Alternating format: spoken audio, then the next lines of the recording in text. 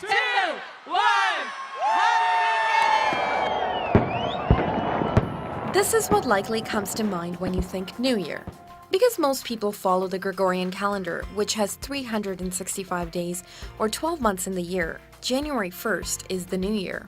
But depending on who you speak with, New Year reaches far beyond January 1st. Chinese New Year, also known as the Lunar New Year and Spring Festival, is celebrated between January 21st and February 20th. Millions of people around the world celebrate the 15-day festival with friends and family, share a meal, wear traditional clothing, light fireworks, participate in colorful parades, and decorate their homes, neighborhoods, and streets with lanterns. What's very important in a lot of these traditions, especially the Asian traditions, is the idea that New Year's represents a turning point. It's an extremely auspicious day, but it's about this idea that by doing these things, you are plugging into a supernatural power that will bring life and good fortune to you and your family. Each year, Chinese New Year is dedicated to an animal that has its significance in the Chinese lunar calendar. Another big celebration is Rosh Hashanah, meaning head of the year in Hebrew, also known as the Jewish New Year. Celebrated on the 7th month of the Jewish lunisolar calendar between September and October. It's a solemn occasion, it's a religious occasion, and it's muted. The celebration is muted. Rosh Hashanah, which occurs in the fall, is a two-day celebration that begins the most important time of the Jewish religious year, which is the 10 days of repentance, of self-reflection, of measuring yourself against what is expected of you from God and from the community. A popular ritual on Rosh Hashanah involves using the shofar, an old wind instrument, to mark the beginning of a 10-day period leading to another festival called Yom Kippur. Even though it's not the kind of lights and fireworks and drinks and that we associate with New Year's Day in secular society, it brings the community together. Nowruz is celebrated by over 300 million people worldwide, which is the Persian New Year. And the 3,000-year-old Iranian celebration marks the beginning of spring and is observed on either March 20th or 21st, the first day of the year on the Iranian solar calendar. It's more of a first day of spring celebration. The more important thing is to visit the homes of family and friends, honoring elders. You'll more than likely come across what's known as the Huft table, displaying at least 7 items that include some form of sprout or grass for rebirth and renewal, dried fruit for love, apples for beauty and health, garlic for medicine and self-care, a sweet pudding for wealth and fertility, vinegar for patience and wisdom, and a Persian spice for more sunrises. Millions of Muslims around the world celebrate the Islamic New Year, which is observed on a different day each year. It falls on the first day of the first month of the Islamic lunar calendar called Muharram. It's also known as the Hijri New Year, or Arabic New Year. It's a time to commemorate Prophet Muhammad fleeing from Mecca to Medina with his followers in 622 AD, to escape the dominant culture at the time that didn't allow them to practice their faith. For most Muslims, New Year's is a minor holiday, or a minor day. It's celebrated, it's acknowledged, but it doesn't have the same kind of cultural weight as it does, let's say, in China or among Sikhs, for example, or in the Jewish community.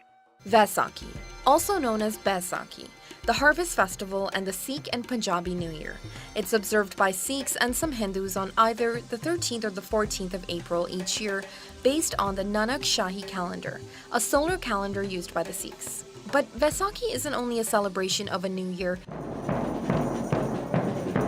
It also commemorates the establishing of Khalsa, a process used to describe Sikhs who've been baptized.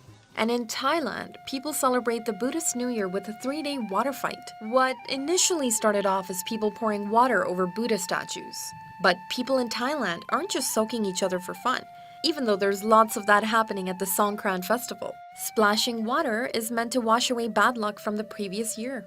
and in most of these countries, the New Year is considered a public holiday, a time for people to be with their friends and families, but that's not always a privilege that people who are living away from their native countries can partake in. For these, immigrant communities and long-established communities, these traditions are very, very important. They're markers both of religious identity, but also of ethnic identity. They become really strong touchstones for the community. While there are different ways to celebrate the New Year depending on which cultural celebration you follow, what they all have in common is the idea of congregating with their friends, families, and their global community at large to celebrate new beginnings. Thank you for watching Global News. If you enjoyed what you saw, like the video. You can also hit the subscribe button for the latest international news and trending videos. Hi everyone, welcome to today's online class. Today we are going to talk about the new year. What will you do in 2022?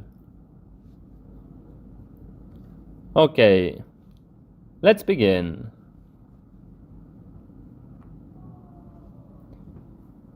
Here are some useful expressions for today's class. Let's take a look together. Please repeat after me.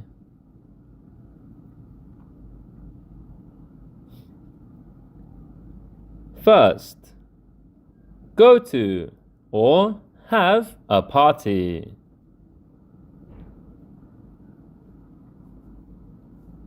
Go to a party.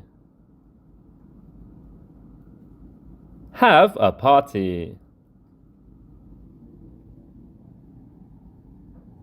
Next, noisemakers.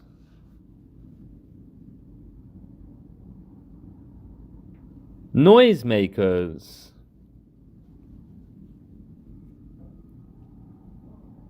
Next, confetti. Confetti. Next, party hats. Party hats. Next, midnight. Midnight. Midnight is 12 a.m. Next, champagne. Champagne. Next, hug and kiss. Hug and kiss. Okay, finally, fireworks. Fireworks. Okay, very good. Let's move on.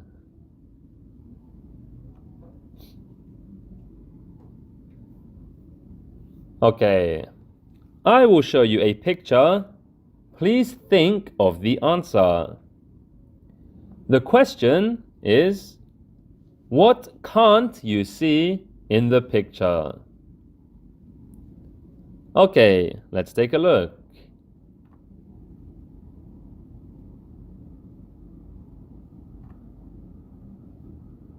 What can't you see in the picture? Champagne, balloons, fireworks, confetti.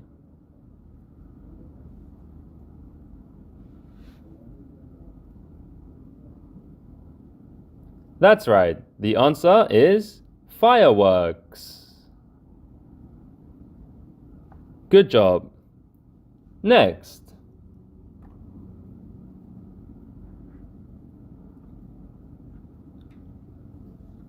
What can't you see in this picture? Champagne, party hat and mask, confetti, noisemaker. What do you think?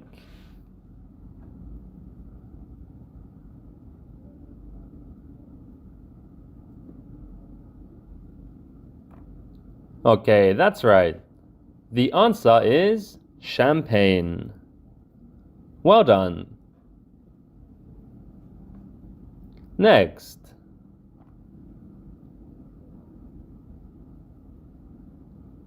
What can't you see in this picture?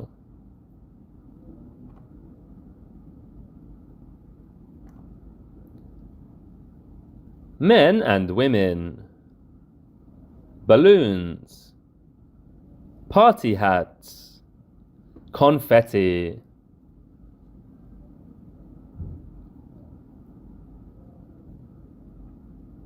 Okay, let's check the answer. That's right. The answer is confetti. Well done.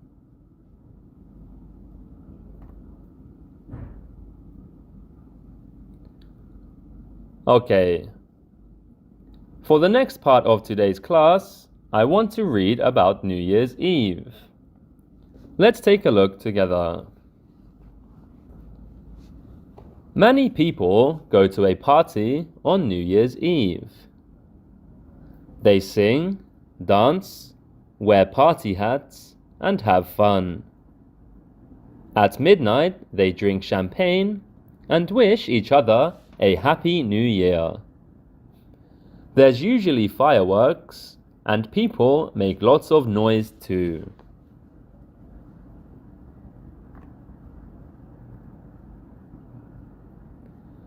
Others stay at home. They usually watch TV or play games.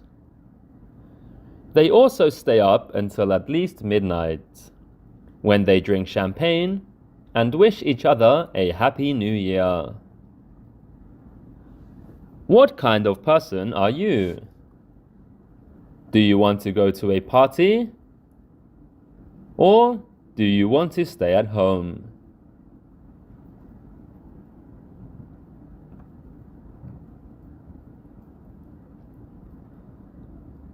Okay, with this lesson, you will find an attached worksheet. On the worksheet, I've got some questions for you. Please answer these questions. Will you go to a party or stay at home? What will you do there?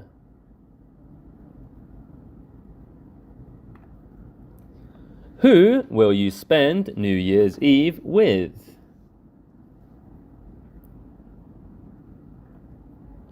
Will you have a good time?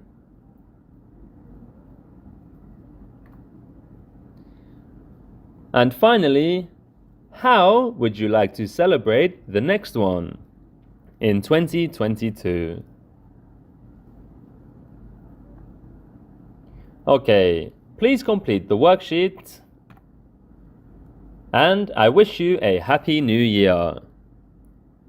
Until next time, bye-bye.